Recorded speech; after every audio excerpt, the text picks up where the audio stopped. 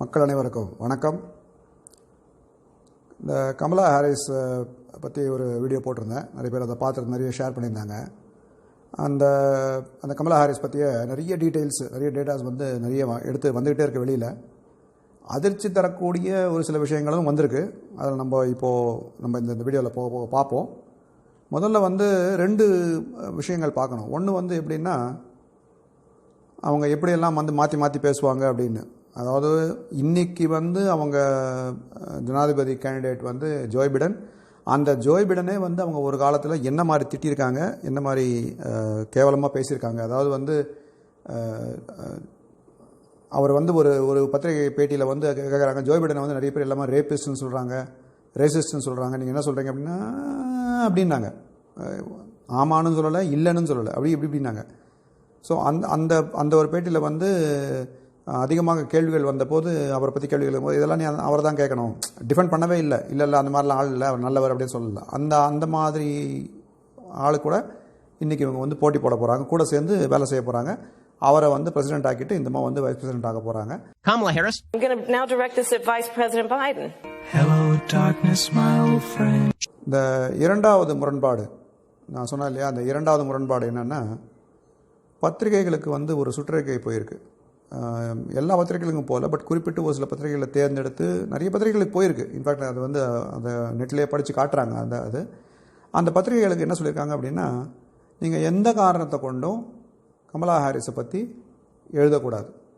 அதாவது நீங்கள் வந்து இன்றைக்கி வந்து அவங்க ஹேர் ஸ்டைல் எப்படி இருந்துச்சு, அவங்க பேசும்போது இப்படி தவறுதலாக பேசினாங்க, இப்படி சிரித்தாங்க, அப்படி நடந்தாங்க அப்படின்னு எழுதிட்டிங்கன்னா உடனே உங்களை வந்து ஒரு செக்ஸிஸ்ட்டு, நீங்கள் வந்து ஒரு செக்ஸிஸ்ட் பத்திரிகை அப்படின்னு சொல்லி உங்களை கட்டம் கட்டிடுவோம். கிட்டத்தட்ட அப்படியா. அதாவது எப்படின்னா, எந்த காரணத்தை கொண்டும் கமலா ஹாரிஸையோ இல்லை வந்து கருப்பினத்தை பற்றி அந்த இதுங்களை பற்றி யாரை பற்றி நீங்கள் வந்து தவறுதலாக எழுதவே கூடாது அப்படின்ற மாதிரி ஒரு சுற்றறிக்கை அனுப்பிச்சிருக்காங்க.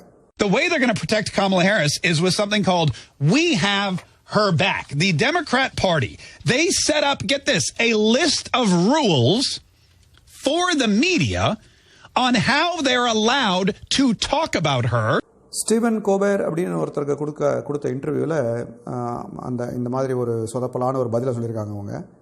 அவங்க வந்து என்னங்க, இப்போ கொஞ்ச நாள் முன்னாடி தான் நீங்கள் வந்து அவங்க இந்த மாதிரி சொன்னீங்களா, இப்படி திடீர்னு இப்படி வந்து ஒரு யூட்டர்ன் எடுத்து இந்த மாதிரி பேசுறீங்களா அப்படின்னு வழக்கம் போல் கேவலமான ஒரு சிரிப்பு சிரிச்சுட்டு, அது வந்து ஒரு டிபேட்டு, அது ஒன்லி டிபேட் தான், இந்த டிபேட்டில் பேசுறதுனால நீங்கள் வந்து ஏன் அவ்வளோ சிரிச்சுறீங்க அப்படின்னா என்னென்னா, நான் என்ன வேணால் பொய் சொல்லுவேன், எப்படி வேணால் பண்ணுவேன், அதை கேட்கறதுக்கு உங்களுக்கு யாருக்கும் தகுதி இல்லை அப்படின்றது தான் வந்து அந்த ஸ்டீவன் குபேருக்கு கமலா ஹாரிஸ் கொடுத்த இன்டர்வியூவோட முக்கிய சாராம்சம். And now you guys seem to be pals. Stephen Colbert asked her, remember that time you were actually calling your running mate a racist who might have raped people? Remember that time? It was kind of awkward, right? You were out there and you're like, well, he might be a sexual harasser. Might be a sexual assault. I don't know. Remember that time that you were saying that he was going to prevent little girls like you from going to school? And Kamala Harris is like, in fact வந்து Steven Kuber வந்து அந்த இன்டர்வியூவில் கேட்டார், இது வந்து ரொம்ப ரொம்ப ஒரு ஆக்வர்டான மூமெண்ட்டு, நீங்கள் வந்து உண்மையை மறைச்சி ஏதாவது பொய் சொல்கிறீங்க அப்படின்றது உங்களுக்கே தெரியுதா அப்படின்ற மாதிரி கேட்டது. அந்த இடத்துல வந்து அப்படியே ஒரு ஆக்வர்ட் சைலன்ஸ்.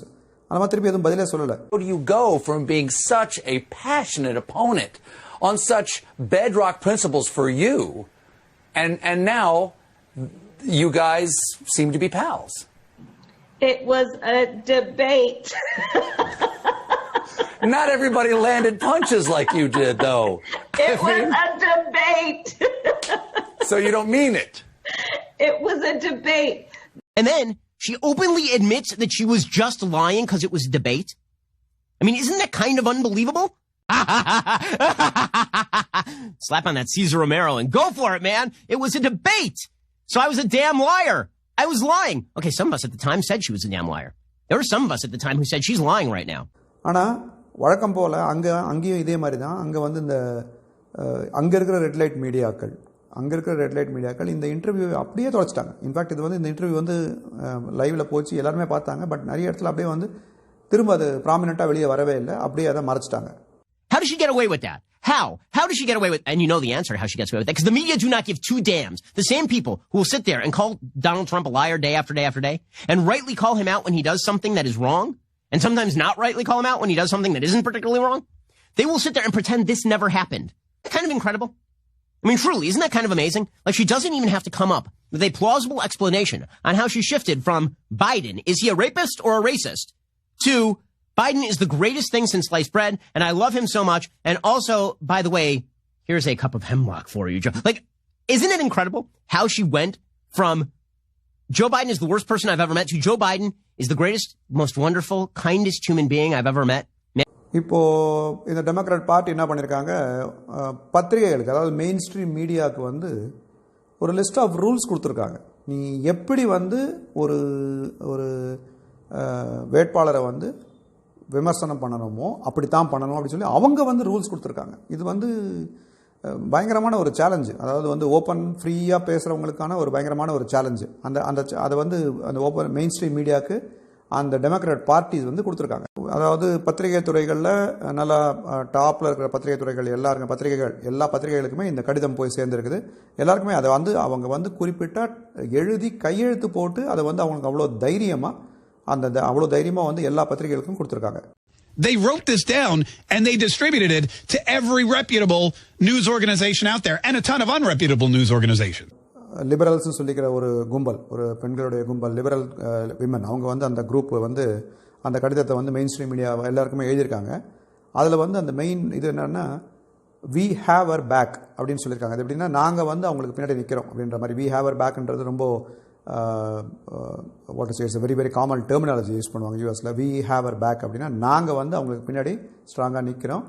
நீங்கள் உங்கள் ரிப்போர்ட்டிங், உங்கள் எலெக்ஷன் கவரேஜில் என்ன பேசணுன்றது இந்த லிஸ்ட்டில் நாங்கள் கொடுத்துருக்கோம், இதை நீங்கள் ஃபாலோ பண்ணுங்க அப்படின்னு சொல்லியிருக்காங்க. This memo was written by a whole bunch of liberal women, including Valerie Jarrett, who you all know. It's called We Have Her Back. இந்த எலெக்ஷன் கேம்பெயினே வந்து ஒரு பயங்கர வரலாறு முக்கியத்துவம் வாய்ந்த கேம்பெயின். பெண்கள் அதிகமாக வந்து இந்த மாதிரி உயர் பதவிகளுக்கு வர்றதில்லை. இந்த மாதிரிலாம் ஒரு பில்டப். அதுலேயும் வந்து முக்கியமாக பிளாக் அண்ட் ப்ரௌன் ஆளுங்கள்லாம் வர்றதே இல்லை. ஸோ அதனால் இந்த எலெக்ஷன் கேம்பெயினை நாங்கள் வந்து ரொம்ப இதுவாக பார்க்க போகிறோம். ஏற்கனவே நீங்கள்லாம் வந்து ரிப்போர்ட் பண்ண ஆரம்பிச்சிருக்கீங்க, நிறைய ரிப்போர்ட் பண்ணுறீங்க. பட் இந்த எலெக்ஷன் கேம்பெயினில் நீங்கள் வந்து உங்களுடைய அத்துமீறி நீங்கள் போகக்கூடாது. உங்களுக்கு இதெல்லாம் வந்து நாங்கள் இந்த மாதிரி சொல்ல போகிறோம். நீங்கள் வந்து முக்கியமாக வைஸ் பிரசிடென்ஷியல் கேண்டிடேட்டை பற்றி நீங்கள் ரொம்ப ஜாக்கிரதையாக ரிப்போர்ட் பண்ணணும். We are reaching out now because we are about to embark on a historic moment.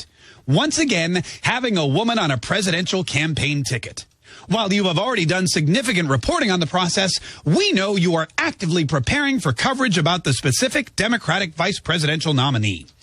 Given how few women have reached this point, the sometimes disappointing coverage of the process to date, and the double standards we've seen in the public and media expectations of women leaders over the years, and even more so for black and brown women leaders, we wanted to respectfully share some thoughts with you about the media's role in the scrutiny and coverage of women and women of color candidates in general, and the vice presidential candidate in particular. அதாவது இவங்க எப்படின்னா, அமெரிக்காவில் வந்து first அமெண்ட்மெண்ட்னு ஒரு இது இருக்குது. First அமெண்ட்மெண்ட்னா உங்களுக்கு freedom of expression. நீங்கள் எப்படி வேணால் நீங்கள் வந்து ஒரு ஆளை பற்றி ரிப்போர்ட் பண்ணணும்னா நீங்கள் தைரியமாக பண்ணலாம். உங்கள் freedom of expression is called first amendment.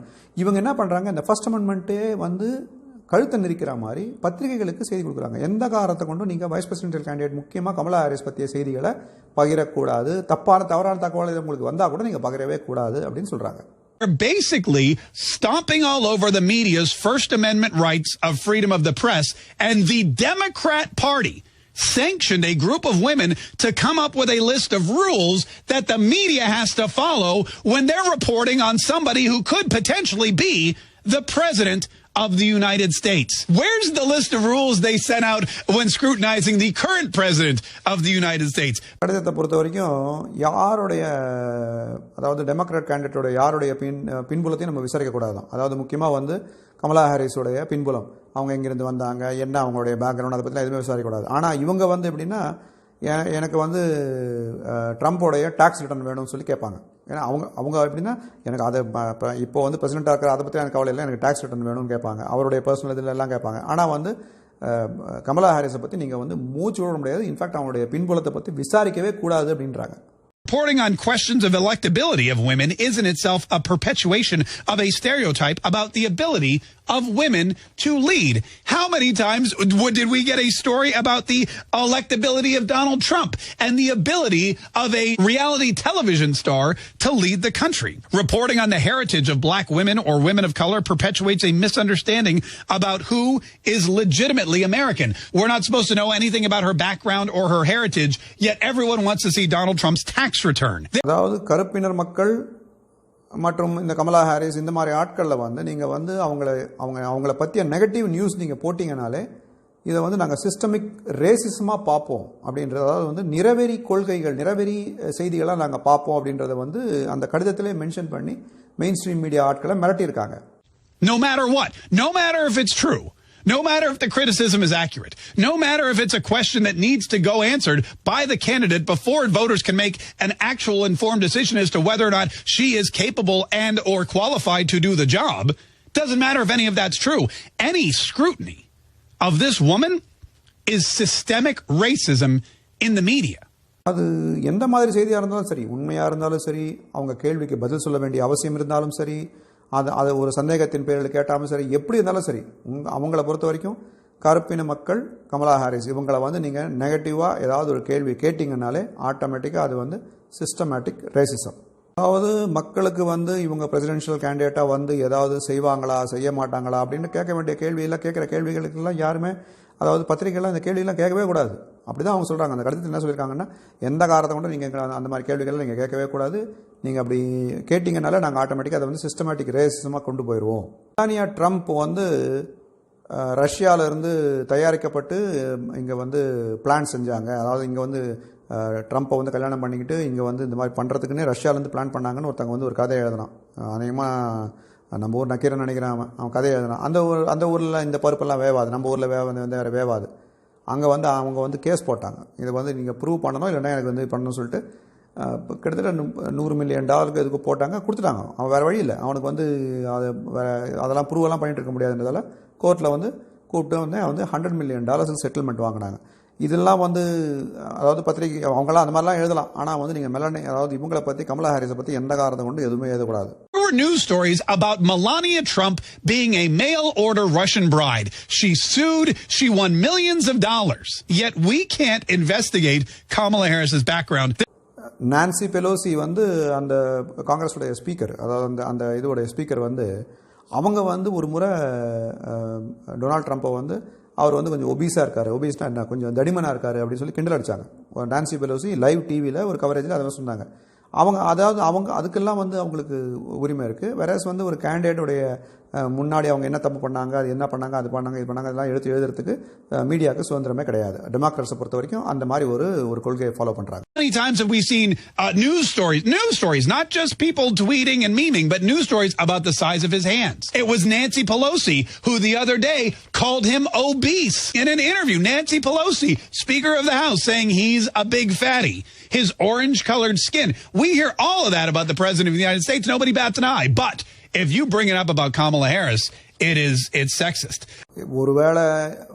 ஒருவேளை இந்த எலெக்ஷனில் அந்த அம்மா ஜெயிச்சுது அப்படின்னா, நாளைக்கு ஜோ பைடன் இல்லை அப்படின்னா இந்த மாதிரி பிரசிடென்ட்டாக ஆகலாம். ஸோ ஒரு ஃபியூச்சர் பிரசிடென்ட் கேண்டிடேட்டை பற்றி நீங்கள் இப்படிலாம் ரிப்போர்ட் பண்ணக்கூடாதுன்னு ஒரு லிஸ்ட்டு போடுறாங்க. ஆனால் இப்போ கரண்ட்டாக இருக்கிற பிரசிடெண்ட்டை பற்றி அதே மாதிரி ஃபாலோ அவங்க ஒன்றும் பண்ணுறது இல்லையா? அந்த டெமோக்ராட் பார்ட்டி வந்து பிரசிடென்ட் ட்ரம்ப்பை வந்து எந்த அளவுக்கு நாராசமாக விமர்சிக்க முடியுமோ அப்படி விமர்சிட்டு தான் இருக்கிறாங்க. ஸோ அவங்களுக்கு ஒரு ரூல், இவங்களுக்கு ஒரு டெமோக்ராட்ஸை பொறுத்த வரைக்கும் எப்படின்னா, எங்கள் பிரசிடென்ஷியல் கேண்டிடேட்டை வந்து நீங்கள் விமர்சிக்க கூடாது, அதே நாங்கள் இப்போ கரண்ட்டாக பிரசிடென்ட்டாக இருக்கிறவங்களையும் நாங்கள் வந்து கண்டமேனிக்கு விமர்சிப்போம் அப்படின்னு சொல்கிறாங்க. Here's a list. Here are the bullet points. Reporting even as asides in a story on a woman's looks, weight, tone of voice, attractiveness, and hair.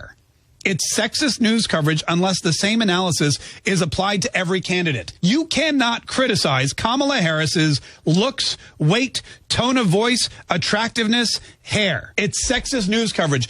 How many times have you read a story about Donald Trump's hair, about his skin color, about his voice, about the things he says? பார்த்தீங்கன்னா கமலா ஹாரிஸோடைய எந்த பற்றி நீங்கள் வந்து பேசவே முடியாது. அவங்க இன்னைக்கு இப்படி நடந்தாங்க, இந்த மாதிரி ஒரு ஹேர் ஸ்டைல் இருந்துச்சு, இப்படி பேசினாங்க அப்படின்றது எந்த இதுவும் பண்ணவே கூடாது அப்படின்னு வந்து அவங்க சொல்லியிருக்காங்க. ஆனால் இதே வந்து டொனால்ட் ட்ரம்ப்பை பொறுத்த வரைக்கும் பார்த்தீங்கன்னா அந்த மாதிரி செய்திகள் வந்து பல செய்திகள், அதாவது வந்து இன்றைக்கி அவருடைய முடியை பற்றி நக்கல் அடிப்பாங்க, அவருடைய கலரை பற்றி ஸ்கின் கலரை பற்றி நக்கல் அடிப்பாங்க, அவருடைய கை சைஸை பற்றி நக்கல் அடிப்பாங்க. அதெல்லாம் வந்து யாருமே கேட்கக்கூடாது. ஆனால் எங்கள் கேண்டிடேட்டு, முக்கியமாக வந்து எங்களுடைய கேண்டிடேட் கமலா ஹாரிஸ் பற்றி நீங்கள் எந்த செய்தியுமே நெகட்டிவாக நீங்கள் போடவே கூடாது. Woman VP candidate and possibly a black or brown woman candidate requires the same kind of internal consideration about systemic inequality as you undertook earlier this year. What they're saying is that any negative coverage of Kamala Harris or any black candidate is systemic racism. நாங்கள் உங்களை பார்த்துக்கிட்டே இருப்போம், நீங்கள் எப்படி வந்து பத்திரிகை செய்திகளை போடுறீங்கன்னு நாங்கள் பார்த்துக்கிட்டே இருப்போம். நீங்கள் வந்து அதை அவங்கள எப்படி ட்ரீட் பண்ணுறீங்க, அதாவது கமலா ஹாரிஸை நீங்கள் எப்படி ட்ரீட் பண்ணுறீங்கன்ற நாங்கள் பார்ப்போம், நாங்கள் வந்து தொடர்ந்து உங்களை கண்காணிச்சுக்கிட்டே இருப்போம் அப்படின்னு ஒரு மிரட்டல் வேறு. As we enter another historic moment, we will be watching you. We expect change. We expect a new way of thinking about your role and how she is treated and the equality she deserves relative to the three men running for president and vice president. Your great institutions, the ideals you serve, and our country deserve no less. Media, you are warned. One bad word about Kamala Harris and you are a sexist racist. That's it. No questions asked. Vice presidential candidate, அது வந்து black R brown அந்த மாதிரி இருக்கிறவங்களுக்கு வந்து நீங்கள் வந்து coverage கொடுக்கும்போது அவங்களுக்கு ரொம்ப இதுவாக நீங்கள் பார்த்து கவரேஜ் கொடுக்கணும் அப்படின்னு சொல்கிறாங்க. அதாவது என்னென்னா, எந்த காரணத்தை கொண்டும் நீங்கள் வந்து அவங்களுக்கு நெகட்டிவ் கவரேஜ் பண்ணிடவே கூடாது அப்படின்றத ரொம்ப குறியாக இருக்கணும் அப்படின்றத வந்து ஒரு வார்னிங் மாதிரி கொடுத்து வச்சுருக்காங்க. வந்து இன்னொரு மிரட்டலையும் எடுத்திருக்காங்க. நாங்கள் வந்து எல்லா நியூஸ் கவரேஜையும் பார்ப்போம், எல்லா பிளாக்ஸ் எல்லாத்தையுமே நாங்கள் படிப்போம். எங்கேயாவது நீங்கள் வந்து கமலா ஹாரிஸை பற்றி தவறாவோ ஏதாவது எழுதினீங்கன்னா உங்களை வந்து நாங்கள் உங்கள் மேலே நாங்கள் நடவடிக்கை எடுப்போம், உங்களை வந்து நாங்கள் செக்ஸிஸ்ட்னு சொல்லி நாங்கள் பிராண்ட் பண்ணிடுவோம்.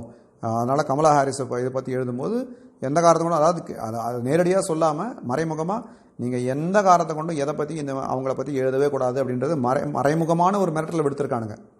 This is my favorite line. This is where they basically just drum it all up in this last line. We intend to collectively and individually monitor coverage, and we will call out those we believe take our country backwards with sexist and or racist coverage, which means they're going to be watching all of the news media, all of the reporting, all of the blogs, all of the stories, all the TV coverage, and they will be calling out people who believe that their coverage of Kamala Harris is sexist and or racist. The Democrats have spoken. So freedom of the press be damned.